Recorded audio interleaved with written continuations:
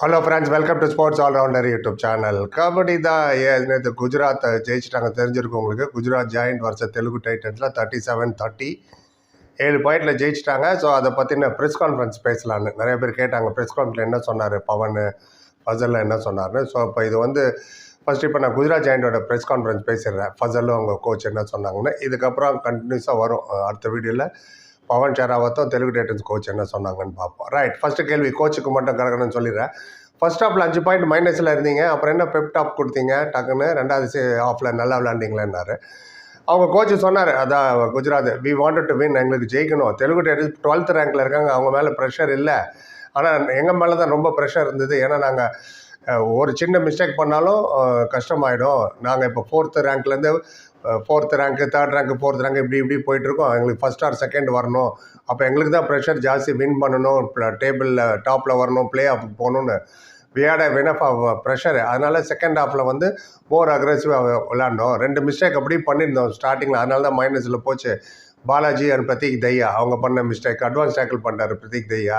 சில super tackle நடந்தது, நாங்கள் அவுட் ஆனோம். அதனால தான் ஃபஸ்ட்டு ஹாஃபில் அவங்க 5 பாயிண்ட் லீடில் இருந்தாங்க.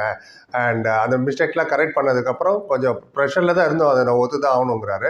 ராகேஷை கூட நான் மாற்றிட்டேன், இவ்வளோக்கும் ராகேஷ் சூப்பர் 10 எடுத்தாருது, அவரை கூட மாற்றிட்டேன். But later on we won the மேட்ச்னாரு. அப்புறம் லாஸ்ட் 10 நிமிஷம் என்ன ஸ்ட்ராட்டஜி பண்ணீங்க, சூப்பராக விளையாண்டிங்களா என்ன கேட்டாங்க. அவர் சொன்னார், அவங்களுக்கு எதிர் சைடில் ஒரே ஒரு ஆப்ஷன் தான், யார், பவன் ஷெராவத். எங்களுக்கு அப்படி இல்லை, எங்கிட்ட நிறைய ரைடர்ஸ் இருக்காங்க. சோனு இருக்கார், ரோஹித் குல்லையா இருக்கார், பர்தீக் தையா இருக்கார், ஆல்ரவுண்டரு. ஸோ நாங்கள் ராகேஷை மட்டும் நம்பல, அதனால் அப்படி அப்போ மாற்றிட்டே இருந்தோம். அது எங்களுக்கு ஈஸியாக போச்சு. அவங்களுக்கு ஒரே ஒரு ரைடர் தான், இவரே முடிவு பண்ணிட்டார். பவன் ஷெராவத் மட்டும் தான் அவங்களுக்கு ஒரு ரைடரு, அவரை ஃபைட்டை வச்சா போதும்னு. இதுதான் அவரை பற்றி அவங்க பேசினது. தென் ஃபசலுக்கு வரும். ஃபசல் அவங்க கேப்டன்.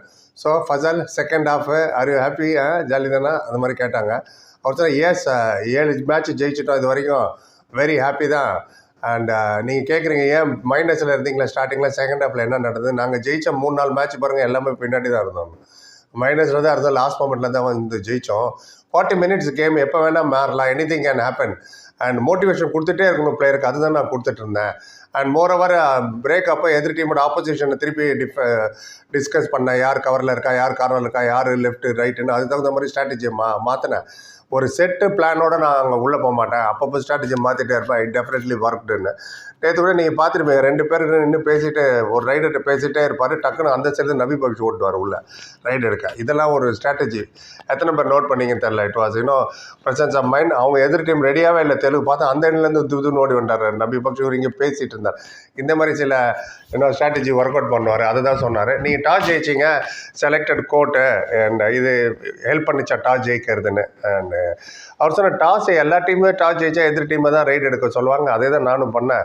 அந்த டாஸ்னால ஒன்றும் அவ்வளோ பெரிய அட்வான்டேஜ்லாம் இல்லை, எப்படி இருந்தாலும் 30 செகண்ட் அப்புறம் நாங்கள் எடுத்தாகணும்னு.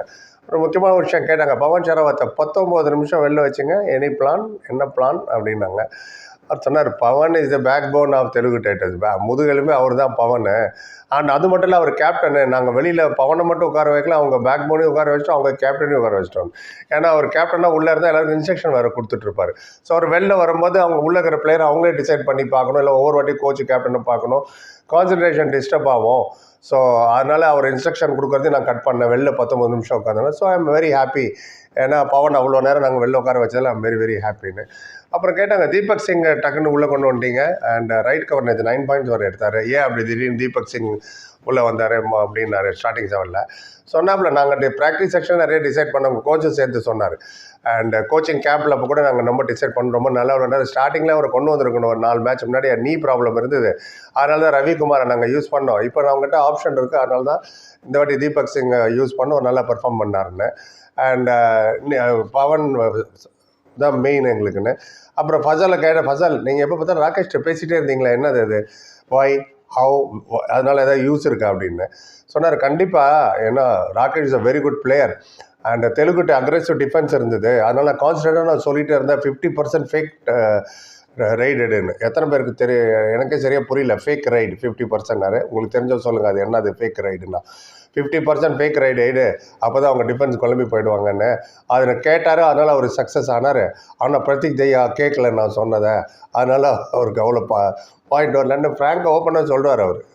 எதுவாக இருந்தாலும் பிரதீக் தெய்யா நான் சொன்னது கேட்கல ஃபேக் ரைடை பற்றி, பட் இவர் கேட்டார் ராகேஷ், சக்சீட் ஆச்சு, சூப்பர் ரன் எடுத்துட்டாருனாரு. இதான் பஜல் சொன்னது. மொத்தத்தில் ரொம்ப நல்லா இருந்தது அவங்க இன்டர்வியூ. பார்க்கணுன்னா அவங்க யூடியூப் சேனலில் இருக்குது, நீங்கள் போய் பார்க்கலாம், அஃபிஷியல் சேனலில். இதை பற்றி நீங்கள் என்ன நீங்கள் உங்கள் கருத்து எது வந்தாலும் சொல்லுங்கள். அந்த நெக்ஸ்ட் வருது பவன் ஷராவத் என்ன சொன்னாங்க. பிறகு பார்த்ததுக்கு நன்றி. Like, comment, share and subscribe. சந்திக்கிறேன். Thank you so much.